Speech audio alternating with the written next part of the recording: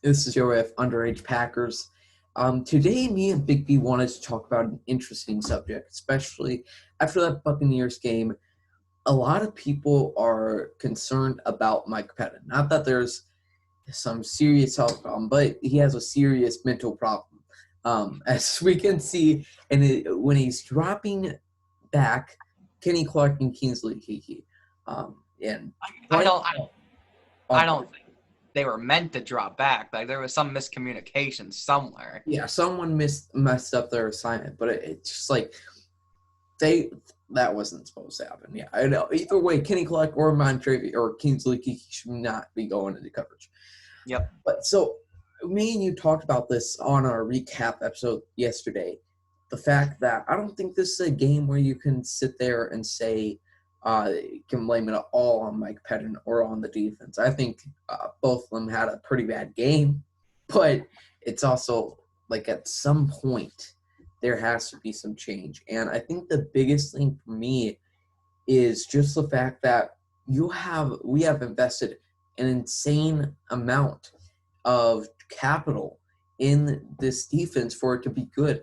We have we have 4-year contracts for 2 outside linebackers. We have the 12th overall pick outside linebacker. We have a first-round pick on the defense line. We just extended Dean Lowry.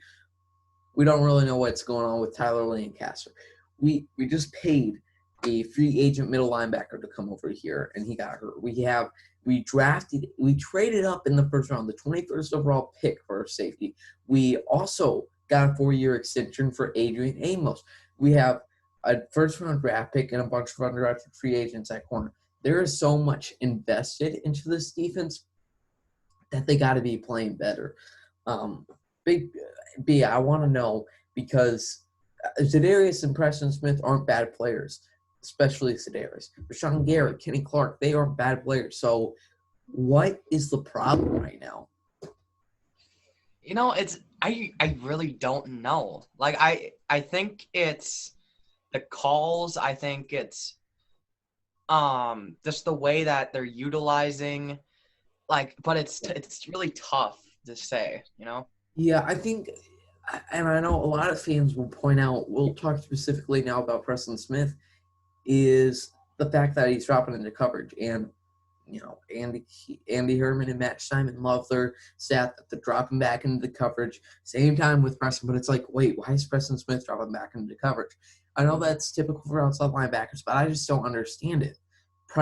Why is someone like Preston Smith dropping back into coverage in a 3-4 system, And we all saw Za'Darius's hands in the Pro Bowl. He catch, all right? That man can go up and grab a football. Yeah. So I would rather be much more comfortable with Za'Darius Smith dropping back. Yeah, and I mean, I guess it is pretty telling that, he isn't going to wait. He's not going to waste the potential play for Za'Darius to rush. Listen, Preston back there. I don't know what the answer is. Instead, I guess just more middle linebackers. I don't know, and I think, like, at some point, it's got to be not every defense is perfect. But yeah, we have some really good personnel. We got lucky with Chris Barnes. We got lucky with Shannon Sullivan. We got lucky, with a lot of players here on the defense, a lot of great undrafted free agents. And Mike Pettine, he can't put them to use. It feels like so many players are being misused. Kenny Clark, to go against the Bucs, where everybody, the whole talk before it is we got to put pressure on Tom Brady, and then to not get a single sack is insane. And one time we get to a quarterback, it's face mask. And why would you do a 3-man rush? Wouldn't you – that just pisses me off. Wouldn't you send, the whole house pretty much on some of these plays? And that's exactly what the Bucs were doing. Yeah. And you have the touchdown to Gronk where they were using 3 pass rushers. Let's talk a little bit more about Gronk, how they handled Gronk. Obviously, having Chris Barnes out doesn't help them. Or Kristen Kirksey, my bad. But having that guy out to cover him doesn't help. But it's at the point for the Packers for quite a while now, they haven't had a good coverage inside linebacker. Yeah. And Gronk has been very slow, very stagnant. He hasn't been Rob Gronkowski, or Gronk, and now he goes off for probably 100 receiving yards, gets 2 touchdowns. He's that same weapon that was working with Brady in New England. Mike Pettine, you got to do a better job. I And don't get it. Raven Green was going out and covering. I don't understand that. You got to have a bigger physical body covering, especially when that's what the Packers love at defensive back. I don't know. And I know Adrian Amos couldn't step on him. They got to have a solution to that. I did like Amos on Gronk, but it just didn't seem like it helped at all. Yeah. And the solution to that, to me, I don't know anything. But the solution to me has to be faster than Gronk.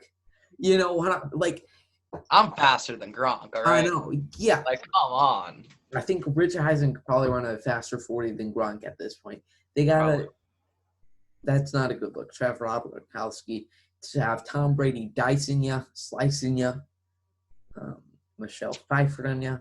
Come on, Mike Pettine. Now, let's talk specifically – it's not looking good for Big Mike after this year. It hasn't been looking good even since 2019, really. Yeah. Where do the Packers go after this year? This obviously isn't LaFleur's guy, and you know me, I love my coaching connections. I haven't really looked too far into who they could bring over. So who do you think? Do you have a specific guy in mind for who should be defense coordinator after Mike Pettine? Not really. Mm-hmm. I think Dan Quinn is an intriguing candidate. That's exactly who I was thinking of. I could not think of his name. I don't think Perry and Maggie really got me going tonight. Yeah. You know, on that train. And it makes sense because there is some coaching connections with that. Yeah, and look, I don't know if Dan Quinn is the long-term answer. I don't know what is the best way to utilize this great man right here, Preston Smith, Rashawn Gary. I don't know the best way how to utilize them, but we got to find someone that can. And Dan Quinn, like, if Mike Pettine gets fired mid-season, that's not a Packer thing to do. That's not – they would. I mean, that was pretty shocking, pretty out of character when they fired Mike McCarthy in the middle of the season. I mean, I was celebrating, but still. Yeah, that's another discussion. But go Philbin. Yeah, I would be surprised to see him cut Mike Pettine in the middle of the year. But if they do, you got some Dan Quinn maybe. But I honestly see him going with someone in-house. Who do you – I mean, we've met the coaches, the assistant coaches. There's 2 candidates in my mind specifically. Who do you think replaces Mike Pettine if they decide to stay in-house? All right. We got DB's coach. Legendary. Jerry Gray. There we go. And my other guy is Mike Smith. You know, like he will make you run through a brick wall, all right? That man is a legend. I love that guy. Like, hilarious. How do you not love him? Mike Smith is hilarious, but you can also see he can get that what he wants out of his players, you know. Very great. I know Mike Smith. I've done some research on him. He's been working quite a while. I think he's been coaching since the 90s, which, I mean, a lot of coaches have, but that's a really impressive stout for Mike Smith. And I think he played for Baltimore, right? Yeah, I think so. He was also an actual player, so I might be completely wrong on my numbers there. Jerry Gray, player during the 90s, coach for a long time. He was the defense coordinator with Buffalo. So there might be some connection there with Mike Pettine. I don't know. There's a lot. And Tennessee, I believe, but I believe that was more back in the day. A lot going on there. I think Jerry Gray is probably an easy candidate, but maybe Mike Smith just because he's been with the Packers longer. Either way, there's a lot of ball game left, but not looking like a lot of ball game left for Mike Pettine. Thanks, Big B, for joining me. I think we're going to end this one off here. Thanks, everybody, for watching. Let us know in the comments down below what you think happens with Mike Pettine. Go Pack, go.